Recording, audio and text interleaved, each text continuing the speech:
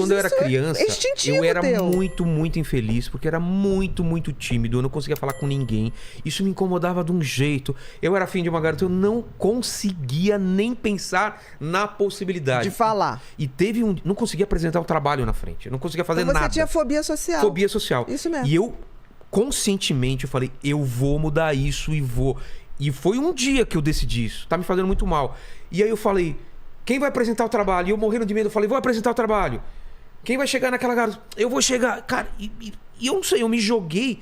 E eu fiquei tão feliz de cada conquista que eu e isso de criança, tô falando eu entendi. sexta, sétima série. Mas me fazia mal de um jeito que eu não conseguia viver. Eu não conseguia falar pros meus pais. Chegava a visita em casa, eu desenhava, mostra o desenho. Eu me escondia no quarto. E aquilo me fazia mal, eu não conseguia me relacionar com as pessoas. E aí eu fui vencendo isso aos poucos. E até hoje eu sou tímido, mas eu consigo, eu sei você como vencer. Você sabe que vai dar certo.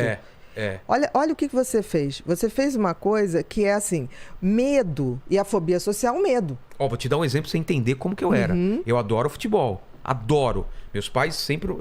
Minha família sempre morou na praia, em Santos. Eu ia na praia, ficava o pessoal jogando futebol em Santos, lá na areia.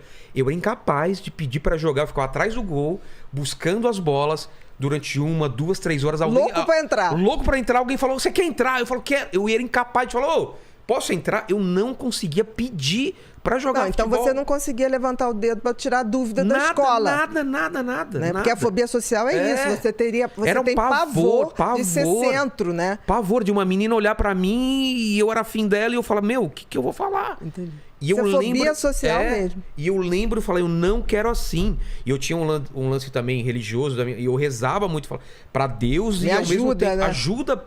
Eu não podia nem pedir ajuda pros meus pais, porque a gente não tinha esse diálogo antigamente. Não tinha mesmo. E eu lembro quando eu fui vencendo isso, essa felicidade, falar, nossa, consegui apresentar um trabalho, nossa, consegui falar. E daqui a pouco eu tava fazendo piada, tava brincando, tava pedindo pra entrar no jogo. Então, você abriu, por exemplo, na fobia social, né? Que é a timidez excessiva.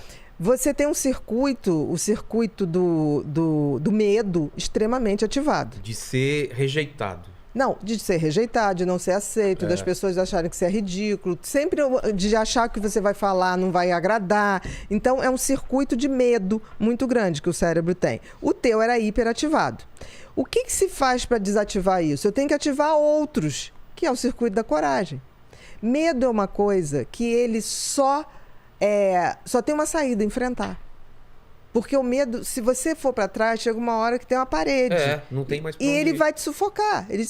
Agora, é interessante como o teu cérebro tinha uma questão de enfrentar os problemas. Não é comum isso. Mas eu tenho medos até hoje que eu nunca enfrentei. Cobra, por exemplo, eu nunca enfrentei esse medo de cobra. Mas vem cá, você tem cobra no teu dia a dia? Não, isso é uma não fobia. Fui obrigado, não fui Porque olha obrigado. só, olha que interessante. O medo e a ansiedade pode se manifestar de várias formas. Então você é um cara ansioso. Muito. Você tem uma personalidade ansiosa. Muito. E em alguns momentos você fez o que a gente chama de transtorno de ansiedade, que é o adoecer da ansiedade. Sim. Porque a ansiedade é uma coisa que todo mundo tem. Ela é ruim em quando... menor ou maior escala. Todo mundo tem. Porque a ansiedade, eu preciso ter ansiedade para levantar e ter um objetivo na vida. Ansiedade é um medo do futuro? Não, é assim. Ansiedade e medo é a mesma coisa. São duas faces de uma mesma moeda. Só que tem que o medo é uma coisa concreta. Por exemplo, se entra um ladrão aqui, a gente vai ter medo de uma coisa ali, tá? Que a gente sabe o que é. A ansiedade é um medo subjetivo. Eu não sei o que é.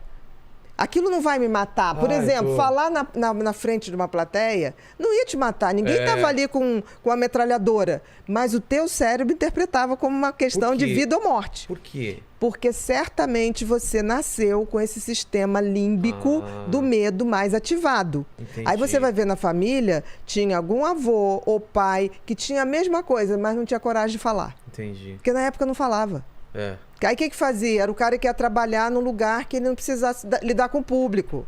Era o cara que ia trabalhar numa fábrica onde ele ficava fazendo uma função de botar um parafuso ali, sem falar com ninguém. É que meus pais eram professores. Os dois eram de falar público, sabiam falar bem, assim, Mas você pode ver que tinha um avô, uma avó. Entendi. Porque a genética não é pai e mãe. Genética é um jogo de probabilidade. Você pode pegar a genética de um bisavô. Entendeu? Que a gente sempre acha que é pai e mãe. É. Mas pai e mãe também já herdou genética de avô e avó. Que herdou do bisavô e do bisavó. Então, assim, quando você tem ansiedade, é normal ter ansiedade. O problema é adoecer da ansiedade. A fobia social é um adoecimento da ansiedade, que é isso que impede. E você está falando uma coisa tão interessante. Primeiro, interessante é você ter percebido isso e você partiu para enfrentar. Que me fazia muito mal. Mas é sensacional. Era... O tratamento de fobia social é fazer isso. O que a gente propõe para o fóbico social? Olha só, a gente vai te preparar para você enfrentar. Então, tem uns que não conseguem enfrentar. Você primeiro tem que medicar para ele enfrentar, para depois você ir tirando o remédio e falar, tá vendo como dá? Tanto que tem gente que tem tanto pavor que a gente usa o quê? Realidade virtual. Olha só. Esses óculos de jogos, a gente hoje usa pra gente que tem medo de falar em público. Que é uma coisa controlada. Tá ali, a gente tá ali, você vai desensibilizando. O que você fez? Eu quero. Você foi desensibilizando teu cérebro. Você fez certo. Agora, espantoso é você ter sacado isso sem ter sido ensinado.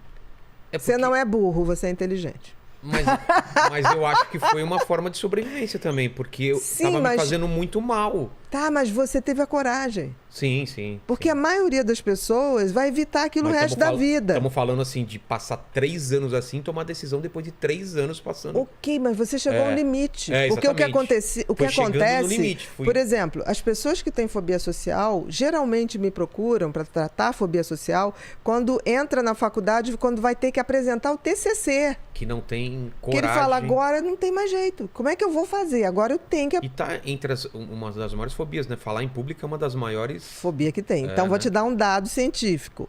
Os ingleses têm mais medo de falar em público do que de morrer. O quê? Exatamente.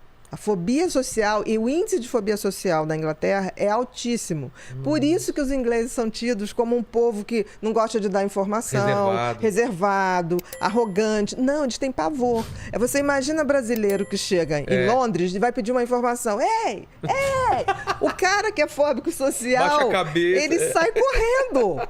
Entendeu? Aí todo mundo chega e fala assim, os ingleses são insuportáveis. Fóbicos. Eles têm pavor. E isso que eu tô falando, eles têm mais medo de morrer do que de falar em público. Não, mais medo de falar em público do que